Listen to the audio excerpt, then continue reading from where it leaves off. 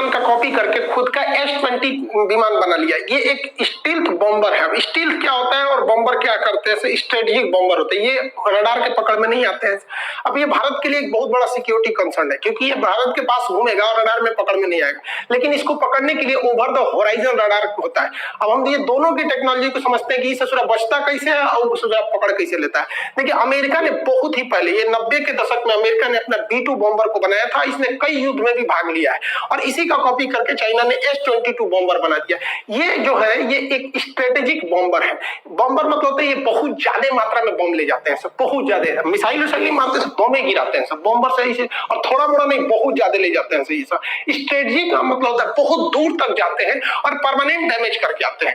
जैसे स्ट्रेटेजिक, यहाँ देखिए ये राफेल है, ये स्ट्रेटेजिक नहीं है, ये टेक्टिकल है। स्ट्रेटेजिक दूर तक जाते हैं। अब राफेल दूर तक नहीं जा पाएगा। अब यहाँ से कह दीजिएगा कि फ्रांस उड़ के चल जाओ, सोच रहा जा ही नहीं पाएगा, बीच में रुकेगा। इवन ये फ्रांस से आया भी था तो दुबई में रुका हुआ था, उसके बाद ये इंडिया में आया। तो ये टेक्टिकल होते हैं। टेक्टिकल मतलब कम दूरी पर जाते हैं, लेकिन इनके पास हथियार बड़े खतरनाक होते हैं।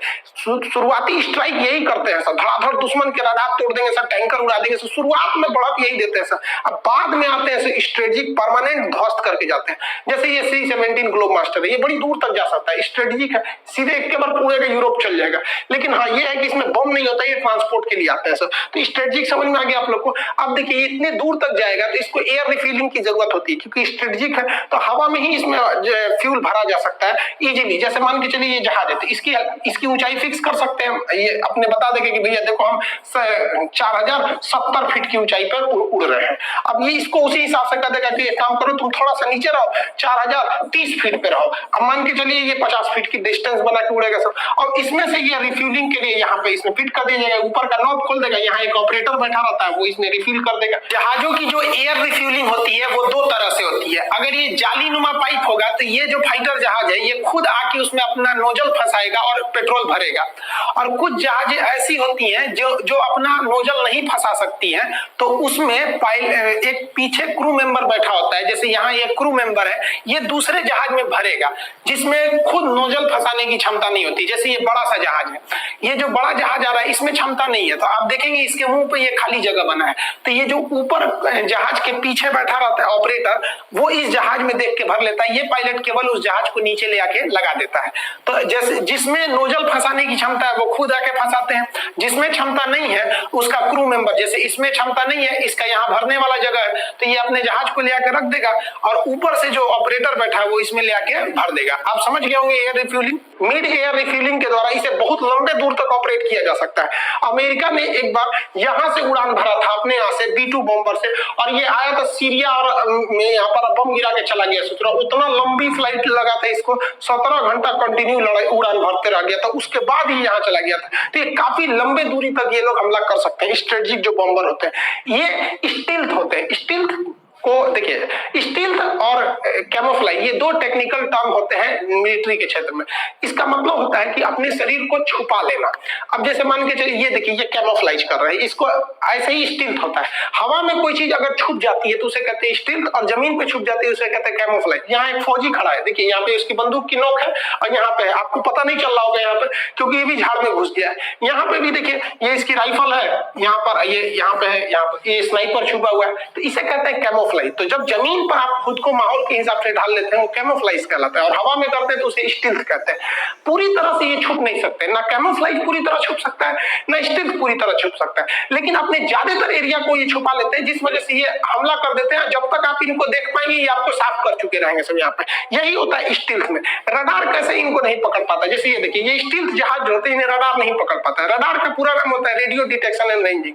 देखिए रडार हो, सोनार हो या चमगादड़ हो, ये अपना रास्ता कैसे पकड़ते हैं? परावर्तन के द्वारा। ये वेव छोड़ते हैं और टकरा के जब लौटता है तो लौटने की घटना को इको कहते हैं, और जो टकराया उसको वहां पे परावर्तन। तो उसी सिद्धांत पर ये काम करता है रडार। रडार सिग्नल छोड़ता है यहाँ से, जहां से टकराता है तो ये लौट के आता है, तो ये पकड़ लेता है, तो वो इसमें दिखने लगते हैं सब। लेकिन स्टील्थ जहाज में क्या होता है, जहाज जो दिखते हैं सब रियल में उसका साइज थोड़ा बड़ा बड़ा दिखता है। अब हवा में पक्षी भी उड़ रहे हैं सब, तो जब पक्षी उड़ रहे होते हैं ना तो वो लोग भी रडार में आ जाते हैं, बट वो छोटा छोटा बिंदु आते हैं सब। तो जो रडार ऑपरेटर होता है या जो मिसाइल ऑपरेटर होता है वो इग्नोर कर देता है, कहता है भैया ये जहाज नहीं है, जहाज का साइज बड़ा होता है, ये तो पक्षी है। जैसे यहाँ देखिए ये सब जहाज होंगे सब यहाँ पर, अब यहाँ एक छोटा सा दिख रहा है, ये क्या है, पक्षी है। तो ये ससुरा इसी का फायदा उठा लेता है। ये पूरी तरह से रडार में नहीं छुप पाता है, लेकिन इतना छोटा इसका फिगर बनता है कि कंफ्यूज हो जाते हैं लोग कि ये पक्षी है कि रडार जहाज है। तो रडार ऑपरेटर कहता है रुको इसको पास आने दो। जैसे जैसे वो पास आएगा थोड़ा थोड़ा बड़ा होगा, तो इस ससुरा ये इतना पास आने के बाद पता चलता है नहीं रे भैया ये जहाज है, तब तक ये आके बम गिरा चुका होता है। अब ये कैसे अपना फिगर यानी सिग्नेचर छुपा लेता है रडार पर, रडार फिगर उसको समझिए। रडार इस तरह से वेव छोड़ता है, तो ये क्या करता है, ये जान जाता है आजकल के इलेक्ट्रॉनिक वॉरफेयर में कि ससुरा ये वेव अगर टकरा के लौट गया तो इस रडार को बता देगा। एक काम करते हैं, इसको लौटने ही नहीं देते हैं। तो 100% तो कुछ पॉसिबल नहीं होता है, लेकिन ये सोचते हैं कि कुछ ना कुछ तो 80% भी अगर सोख लेंगे तो हमारा ये 100% फिगर नहीं बनेगा, 20% बनेगा, और रडार ऑपरेटर कंफ्यूज हो जाएगा कि शायद ये पक्षी है। तो इसके बाहर इस पे क्या लगा दिया जाता है, एक कार्बन फाइबर जो होता है और आयरन बॉल का पेंट कर दिया जाता है। वो स्पेशल प्रकार के आते हैं, करोड़ों के मिलते हैं। इस जहाज के बाहर जब पेंट कर देते हैं तो ये क्या करता है, 50% वेव को सोख लेता है।